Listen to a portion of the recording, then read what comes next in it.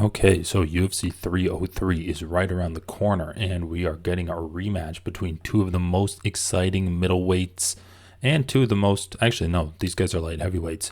Two of the most exciting light heavyweights pretty much ever, and probably the two most exciting and fun fighters in the UFC right now. Let's get into it. So, Alex Pereira versus Jiri Prochazka. What's going to happen in this fight? Alex Pereira is 36 years old. He is 194 centimeters tall, 203 centimeters in reach. Compare that to Jiri. He is 191 centimeters and 203. So Jiri is 2 centimeters shorter, but he has the exact same reach. Jiri is also 5 years younger than Alex Pereira. Let's go over the records really quickly. Just starting off with the UFC. So Jiri Prochazka comes into the UFC, knocking out Volkan Ozdemir in round 2 after a pretty rough round 1. Then he knocks out Dominic Reyes in round 2 again after a pretty rough round 1. He chokes out Glover Teixeira in round number 5, and then he finally loses to Alex Pereira in round 2. Then he comes back after his loss and he fights Alexander Rakic and gets another round 2 knockout. So kind of a fun theme here. A lot of round 2 finishes with Jiri Prochazka. Let's go into Alex Pereira's record. Alex Pereira comes into the UFC, fights Andreas Michailidis, knocking him out in round 2 with a flying knee. That was a beautiful win. Then he decisions Bruno Silva, actually Alex Pereira's toughest test to date, or his toughest fight. Knocks out Sean Strickland in round 1 with a beautiful left hook with 2 follow-up piston-like right hands. He famously knocks out Israel Adesanya in round 5 of their first fight. Then is doing great against Adesanya and gets knocked out himself in round 2 by Izzy, losing the belt. Moves up to 205 pounds, fights Jan Blachowicz, beats him by split decision. Then he fights Jiri Prochazka, knocks him out with a left hook, and then pretty much finishes the job with hammer fists and elbows in round 2 of their fight, and then knocks out Jamal Hill with just a sweet, probably his easiest performance to date. So what happened in their first fight between Jiri Prochazka and Alex Pereira? Well, Alex Pereira kind of just did his thing. He was leg kicking Jiri. He was trying to land jabs to the body, trying to set up that left hook. Jiri Prochazka was getting a little bit tired of getting his legs kicked off, and so eventually in round 1, Jiri went for the takedown on Alex, and he did get the takedown. However, Alex Pereira was able to work his way back up to the feet and finish the round standing. So I think all 3 judges gave that round to Jiri Prochazka. But round 2 comes, Alex Pereira is landing more leg kicks. He's looking good. Jiri Prochazka starts landing some good punches, actually. He has Alex backed up against the cage. He's starting to unload on Alex. Alex is threatening to throw with the left hook, so Jiri can't get too wild and crazy when he thinks he has Alex hurt.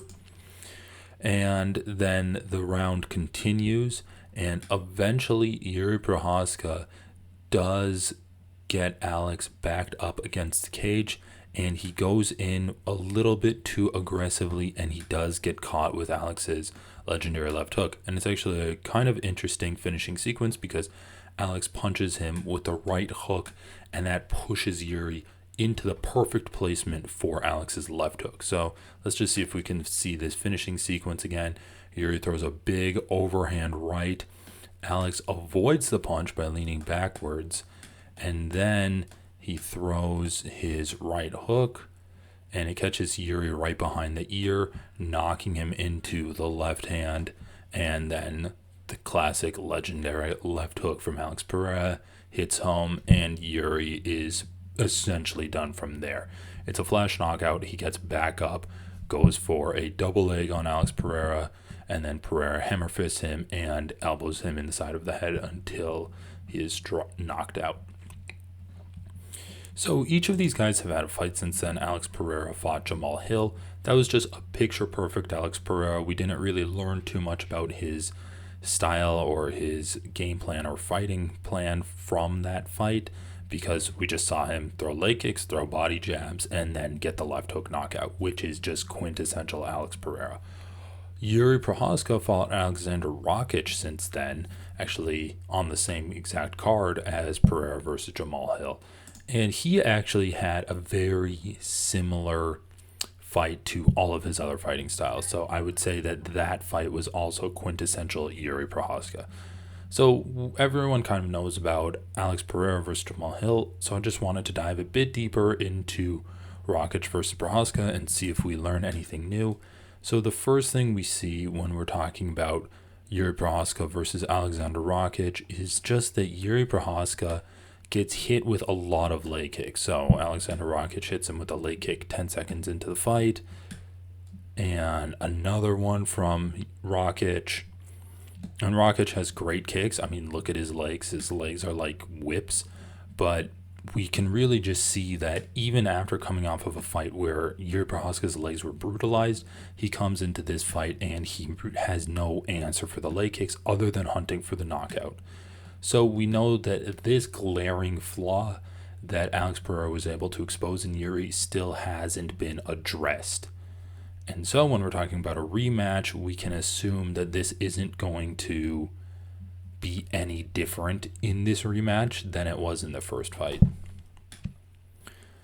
And then just one more thing about the Rakic fight against Jiri Prochazka is that Prochazka has a super exciting style. But why is his style so exciting? Because he always goes for the finish and he fights recklessly. He has great instincts where he's able to pull his head out of the way of punches and know when to go for his own punches. But that instinct can sometimes get him caught, and it came back to bite him in a bad way in his fight against Alex Pereira, who arguably hits the hardest at 205 right now. So here's just a little sequence where Jiri comes in with a wild left hook. Alexander Rakic pulls his head away. This is very similar to what we saw Alex Pereira do against Jiri Prochazka in that knockout sequence. And what does Rakic do? He throws a left hook of his own. This could very easily land on Jiri Prochazka if it was Alex Pereira and knock him out. But Jiri Prochazka has good head movement. He avoids the left hand.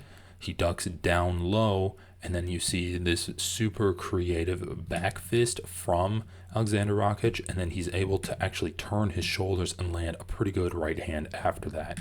So that was a really good defensive and aggressive sequence from Alexander Rakic. And just a big reason why I wanted to include this is because it shows that this is still Jiri Prochazka's game plan. His game plan is still to just get in on you with big punches. And against Alexander Rakic and guys like Volkan Oezdemir and Dominic Reyes, that that technique has worked. But when you get guys that are really good at counter-striking and able to land big punches or just tough enough to take it, like Glover Teixeira was, and also in terms of the counter-striking, like Alex Pereira is, then Jiri's going to really struggle against styles like that. So again, just look at how low his hands are and how crazy this is. He's just stepping into range with no defense at all other than relying on his head movement. And of course, it's not good enough against Alexander Rakic. And if he fights a guy who hits as hard as Alex Pereira, this might really come back to bite him. And then just one more sequence here. We have another left hand from Prochazka. Alexander Rakic avoids it and actually throws a left hook again. So we can see Jiri Prochazka hasn't really addressed any kind of defense. And what else? Does Jiri Prochazka get punished? Well, Rakic throws a right hand and then a left hand that actually connects clean on Prochazka's chin. And it just turns out that Rakic probably isn't the hardest puncher in this division. And so Jiri was able to take a lot of those shots. So that's going to just bring me to my prediction. It's going to be pretty short and sweet.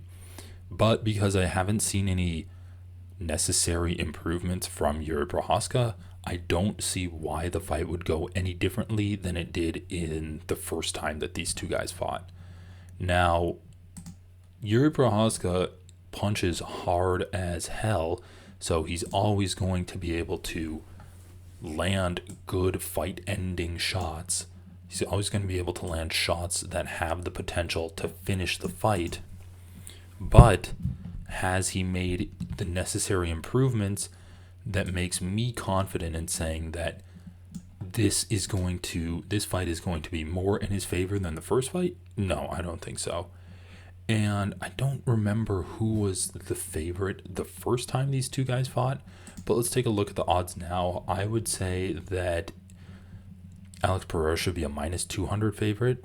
Okay, and he's about minus 180. So I would definitely bet on Alex Pereira and probably pick him by knockout. I don't think this fight goes the distance.